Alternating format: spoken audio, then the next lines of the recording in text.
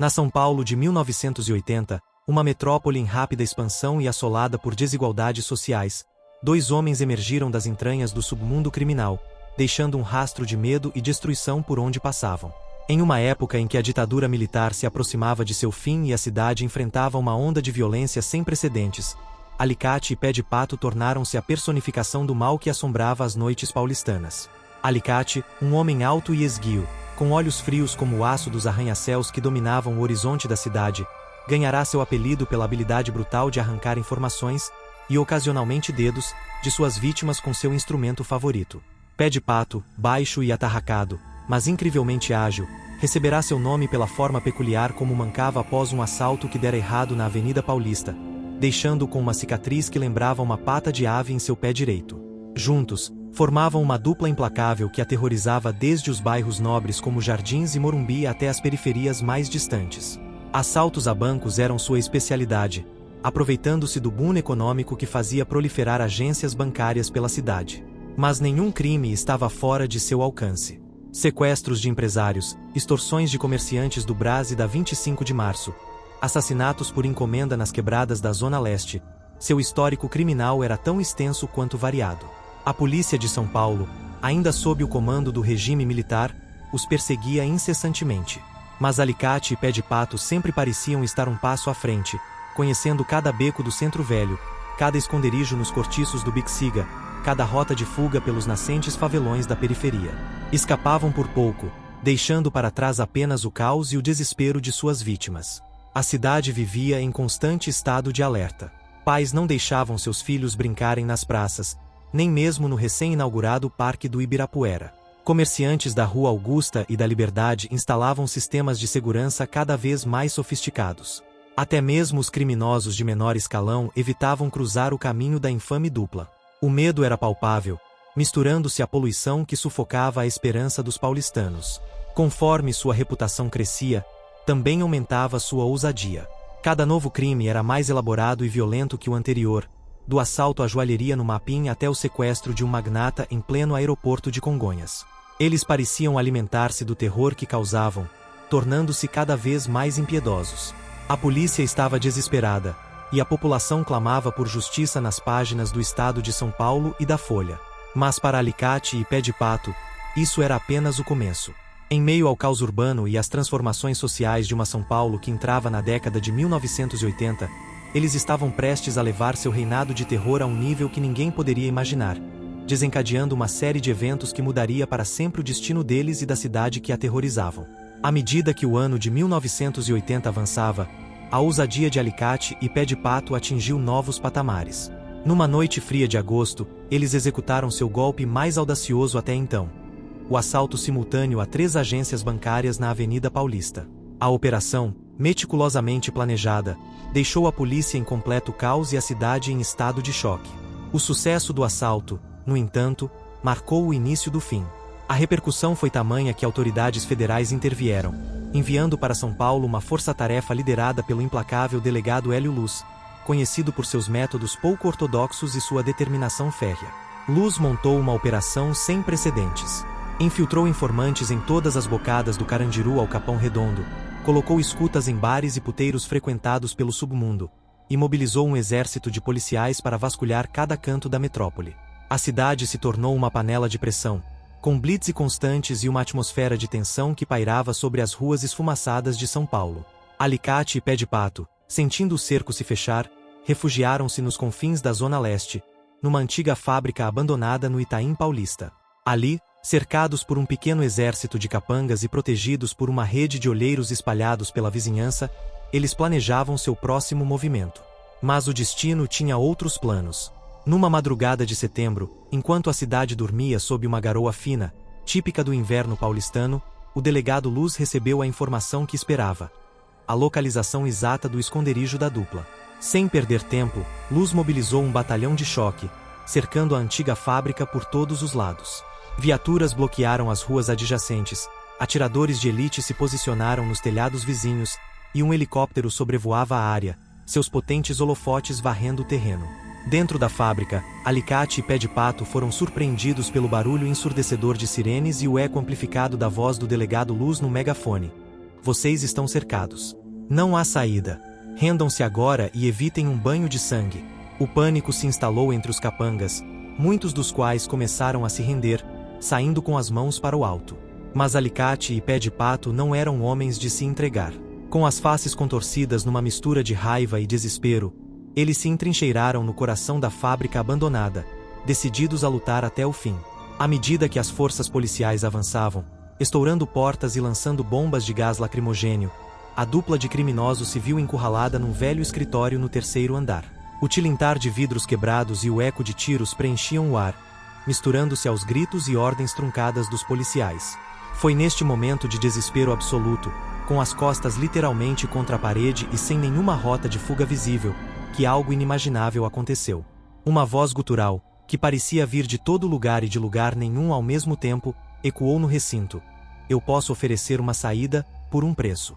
Alicate e Pé de Pato, ofegantes e cobertos de suor, trocaram olhares incrédulos. Estavam prestes a fazer um pacto que mudaria não apenas seus destinos, mas o destino de toda São Paulo. O ar no velho escritório ficou repentinamente gélido, e uma névoa escura começou a se formar no centro do cômodo. Alicate e Pé de Pato, com os corações disparados, observavam atonitos enquanto a névoa tomava a forma de uma figura encapuzada, alta e imponente. Seus olhos brilhavam como brasas sob o capuz, e quando falou novamente, sua voz fez as paredes tremerem.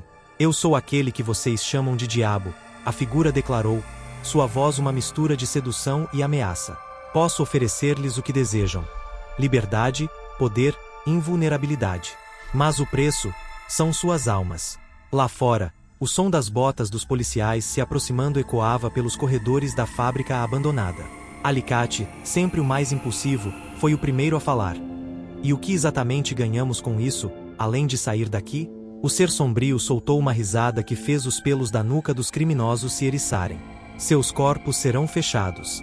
Balas não os penetrarão, facas não os cortarão. Serão praticamente imortais. Pé de Pato, mais cauteloso, questionou: e quanto tempo dura esse acordo? Até que a morte natural os leve, respondeu a figura. Mas lembrem-se, quando chegarem ao outro lado, suas almas me pertencerão. Para sempre. O som de uma explosão no andar de baixo fez com que ambos os criminosos se entreolhassem. Não havia mais tempo para hesitação. Com um aceno de cabeça, eles selaram o pacto. Feito, disseram em uníssono. Um sorriso macabro se formou no rosto sombreado da figura. Então está selado. Com um gesto, ele tocou as testas de Alicate e Pé de Pato. Uma dor lancinante percorreu seus corpos, e por um instante, eles sentiram como se suas próprias essências estivessem sendo arrancadas. Quando abriram os olhos, a figura havia desaparecido. Mas algo neles havia mudado. Sentiam-se mais fortes, mais ágeis, quase invencíveis. Nesse momento, a porta do escritório explodiu. O delegado Luz, à frente de um grupo de policiais fortemente armados, irrompeu no recinto. Acabou, seus monstros! Gritou ele, apontando sua arma. Mas Alicate e Pé de Pato apenas sorriram. Com uma velocidade sobre-humana, eles avançaram contra os policiais atonitos. As balas ricocheteavam em seus corpos como se fossem feitas de borracha. Em questão de minutos, o chão estava coberto de policiais feridos ou inconscientes. O delegado Luz, horrorizado, viu seus homens caírem um a um. Quando Alicate o agarrou pelo pescoço, erguendo do chão com uma única mão, Luz viu nos olhos do criminoso um brilho sobrenatural, algo que não pertencia a este mundo. Isso é só o começo, sussurrou Alicate antes de arremessar o delegado pela janela. Enquanto as sirenes uivavam na noite paulistana e reforços chegavam de todos os cantos da cidade, Alicate e Pé de Pato emergiram da fábrica abandonada, caminhando calmamente entre os policiais atordoados e os carros destruídos. Eles haviam escapado mais uma vez, mas o preço que pagariam por essa liberdade seria mais alto do que jamais poderiam imaginar. A notícia de sua fuga impossível se espalharia como fogo pela cidade nos dias seguintes, alimentando lendas e teorias conspiratórias. Mas para Alicate e Pé de Pato, era apenas o início de uma nova era de terror em São Paulo. Nos meses que se seguiram ao Pacto Diabólico, São Paulo mergulhou em um pesadelo sem precedentes. Alicate e Pé de Pato, imbuídos de seus novos poderes sobrenaturais, desencadearam uma onda de crimes que desafiava a compreensão humana. Bancos eram assaltados em plena luz do dia, com os criminosos simplesmente caminhando através de barreiras policiais, imunes às balas e aos gases lacrimogêneos. Sequestros eram realizados com uma eficiência aterradora, as vítimas desaparecendo em plena Avenida Paulista, sem deixar rastros. A cidade, que já vivia sob o jugo do medo, agora estava à beira do colapso. O delegado Hélio Luz, recuperando-se de seus ferimentos no Hospital das Clínicas, observava impotente enquanto sua cidade sucumbia ao caos. As histórias sobre os poderes sobrenaturais da dupla se espalhavam, misturando-se a lendas urbanas e teorias conspiratórias.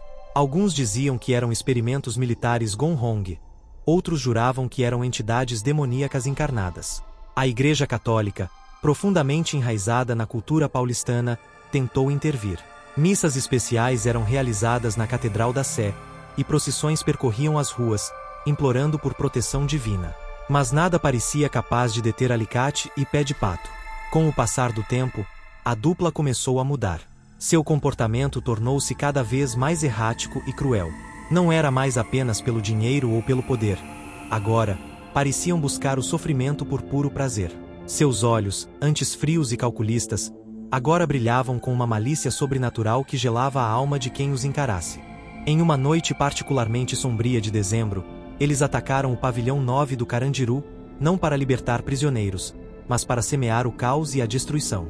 Guardas e detentos ali que caíram vítimas de sua fúria sobrenatural, transformando o já infame presídio em um cenário de horror Lovecraftiano. Foi nessa noite que Pé de Pato, em um raro momento de lucidez, começou a questionar o rumo que haviam tomado. Isso não é mais sobre liberdade ou poder, ele murmurou para Alicate enquanto deixavam o Carandiru em chamas atrás deles. Estamos nos tornando monstros. Alicate apenas riu, um som que não tinha mais nada de humano. E daí, é divertido ser um monstro.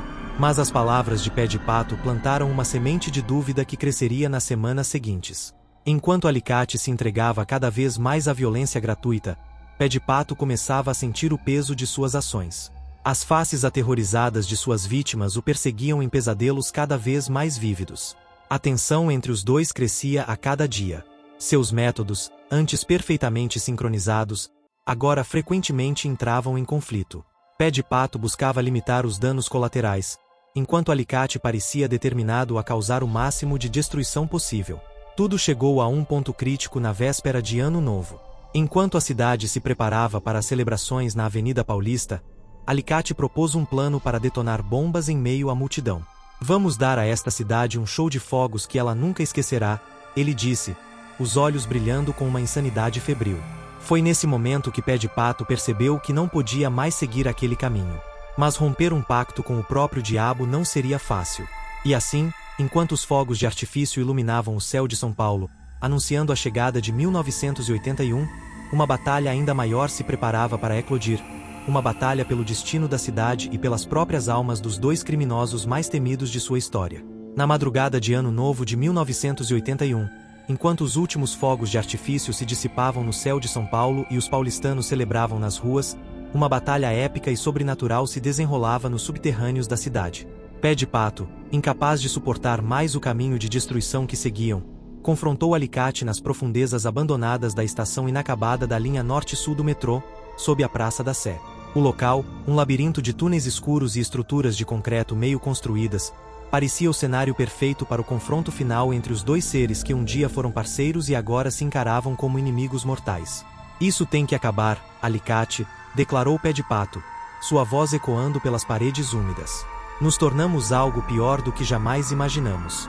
Alicate riu, um som que fez as sombras ao redor deles parecerem se contorcer. Sempre foi o elo mais fraco. Se quer desistir, vá em frente. Mais poder para mim. O que se seguiu foi uma batalha que desafiava as leis da física e da realidade. Os dois se engalfinharam com força sobre-humana, seus golpes ecoando como trovões pelos túneis. Paredes de concreto se despedaçavam sob o impacto de seus corpos, e faíscas sobrenaturais voavam a cada colisão. Enquanto lutavam, as memórias de suas vidas passadas, de quem eram antes do pacto diabólico, começaram a aflorar. Pé de Pato se lembrou de sua infância na periferia, dos sonhos que um dia tivera, da família que abandonara. Cada lembrança era como uma punhalada de culpa e arrependimento. Alicate, por outro lado, parecia se deleitar com as lembranças de seus crimes, cada ato de crueldade alimentando sua fúria demoníaca. Ele estava além da redenção, completamente consumido pela escuridão que haviam abraçado. A luta se arrastou por horas, nenhum dos dois capaz de superar o outro definitivamente. Mas aos poucos, a determinação de Pé de Pato em pôr um fim àquele reinado de terror começou a prevalecer. Com um último esforço sobre-humano, ele conseguiu imobilizar Alicate contra uma parede de concreto. Acabou, ofegou Pé de Pato, segurando Alicate pelo pescoço.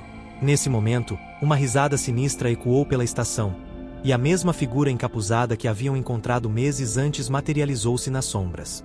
Muito bem, disse o ser demoníaco. O pacto está quebrado. Suas almas são minhas agora.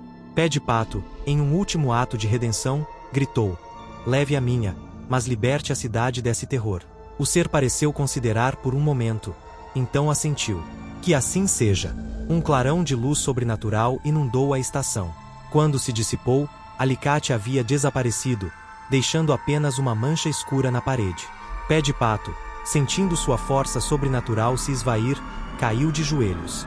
Acima deles, os primeiros raios do sol de 1981 começavam a iluminar São Paulo.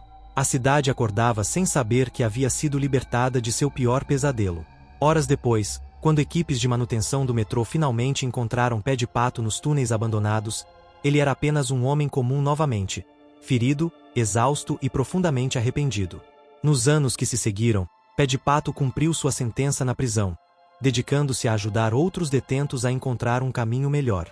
A história de Alicate e Pé de Pato se tornou uma lenda urbana em São Paulo, um conto de terror e redenção sussurrado nas noites frias da metrópole. E nas profundezas da cidade, nos túneis escuros e esquecidos do metrô, dizem que ainda se pode ouvir, em noites especialmente silenciosas, o eco distante de uma risada demoníaca, um lembrete sombrio do preço que se paga quando se faz um pacto com o mal. Se você gostou desta narrativa de crime, terror e redenção nas ruas de São Paulo, não se esqueça de deixar seu like e se inscrever no canal para mais histórias como esta.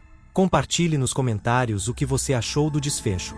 Será que Pé de Pato conseguiu mesmo se redimir? E o que aconteceu com a alma de Alicate? Lembre-se, nem todo pacto vale a pena, e às vezes o preço da ambição pode ser alto demais.